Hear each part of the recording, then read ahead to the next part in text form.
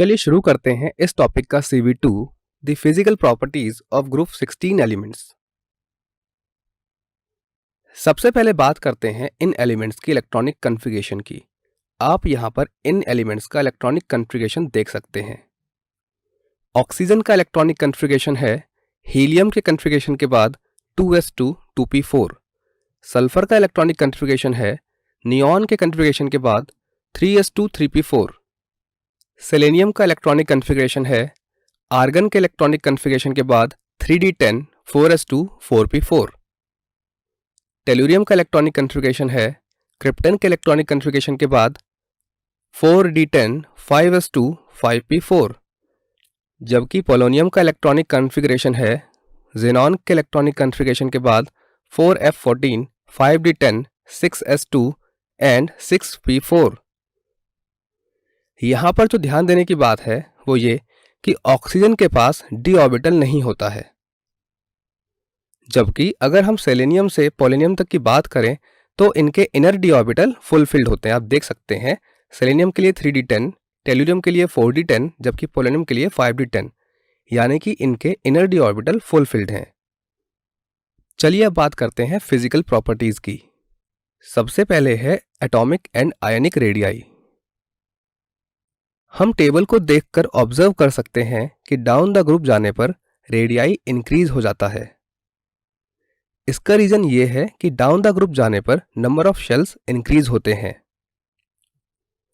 और इसी वजह से down the group atomic size भी इंक्रीज होता है।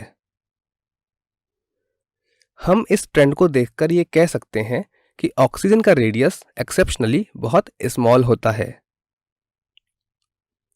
आइए अब आयोनाइजेशन एंथैल्पी के बारे में पढ़ते हैं। जैसा कि हम इस टेबल से ऑब्जर्व कर सकते हैं कि डाउन द ग्रुप जाने पर आयोनाइजेशन एंथैल्पी डिक्रीज होती है। तो अब क्वेश्चन ये है कि ऐसा क्यों होता है? तो ऐसा इसलिए होता है क्योंकि डाउन द ग्रुप जाने पर एटॉमिक रेडियाई इंक्रीज होता है और इसी वजह से nucleus attraction towards valence electron भी डिक्रीज हो जाता है। न्यूक्लियर चार्ज डिक्रीज होने से ही आयोनाइजेशन एंथैल्पी डिक्रीज होती है। ग्रुप 16 के लिए भी second ionisation enthalpy first ionisation enthalpy से ज़्यादा होती है। इसका मतलब ये है कि अगर हमने एक इलेक्ट्रॉन ऑलरेडी निकाल लिया है एटम में से तो दूसरा इलेक्ट्रॉन निकालने के लिए यहाँ पर ज़्यादा एनर्जी की नीड होगी। और ये तो हम ऑलरेडी पढ़ चुके हैं कि ग्रुप 16 की आयनाइजेशन एंथैल्पी ग्रुप 15 से कम होती है। क्या आपको याद है कि ऐसा क्यों है? यस, क्योंकि हमने पढ़ा था कि ग्रुप 15 जो होता है वो एक्स्ट्रा स्टेबल होता है क्योंकि अपने हाफ फिल्ड इलेक्ट्रॉनिक कॉन्फ़िगरेशन की वजह से। और अगर ग्रुप 15 स्टेबल है तो उसमें से इलेक्ट्रॉन निकालना मुश्किल होगा। यही कारण है कि ग्रुप 16 के लिए आयनाइजेशन एंथैल्पी का मान हमेशा ग्रुप 15 से कम पाया जाता है। नेक्स्ट प्रॉपर्टी है इलेक्ट्रॉन गेन एंथैल्पी। हम टेबल से ऑब्जर्व कर सकते हैं कि डाउन द ग्रुप जाने पर इलेक्ट्रॉन गेन एंथैल्पी भी डिक्रीज होती है। ऐसा इसलिए होता है क्योंकि डाउन द ग्रुप जाने पर एटॉमिक रेडियाई इंक्रीज होता है। एटॉमिक रेडियाई बढ़ने से न्यूक्लियस अट्रैक्शन भी कम हो जाता है और इसी वजह से electron gain enthalpy down the group जाने पर डिक्रीज होती है। जैसा कि हम देख सकते हैं कि सल्फर की इलेक्ट्रॉन गेन एंथैल्पी ऑक्सीजन से ज़्यादा होती है, जबकि ऑक्सीजन का साइज सल्फर से छोटा होता है। तो चलिए देखते हैं कि ऐसा क्यों होता है, इसका क्या कारण है। अगर हम ऑक्सीजन के साइज की बात करें तो हम ये जानते हैं कि ऑक्सीजन का साइज सल्फर से छोटा होता है। इसी वजह से इनकमिंग इलेक्ट्रॉन और ऑलरेडी प्रेजेंट इलेक्ट्रॉन के बीच में रिपल्शन होता है और इसीलिए ऑक्सीजन की इलेक्ट्रॉन गेन एंथैल्पी कम हो जाती है। अगर हम ग्रुप 16 और ग्रुप 15 के एलिमेंट्स की इलेक्ट्रॉन गेन एंथैल्पी की तुलना करें तो ग्रुप 16 एलिमेंट्स की इलेक्ट्रॉन गेन एंथैल्पी ग्रुप 15 के एलिमेंट्स से ज़्यादा होती है क्योंकि ग्रुप 16 एलिमेंट्स का effective nuclear charge group 15 elements से ज़्यादा होता है। The next property is इलेक्ट्रॉनेगेटिविटी।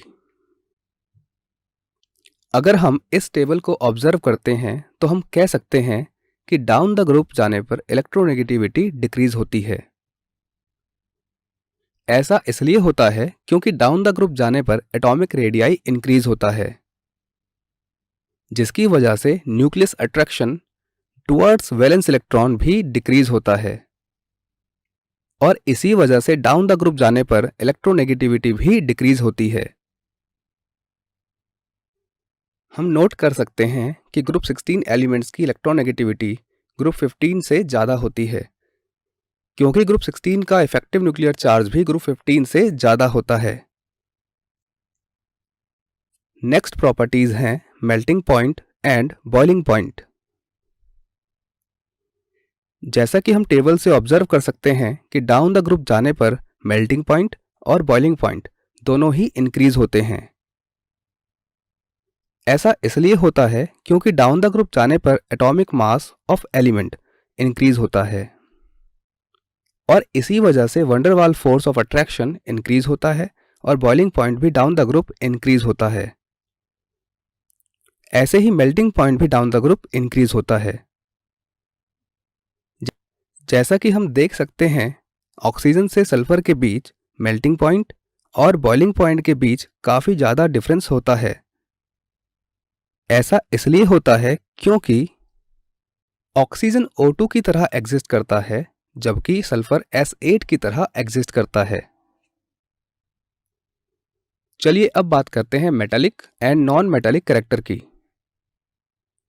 हम इस टेबल में देख सकते हैं कि जो एलिमेंट टेबल में सबसे ऊपर है वो नॉन मेटल है, जबकि जो सबसे नीचे है वो एक मेटल है।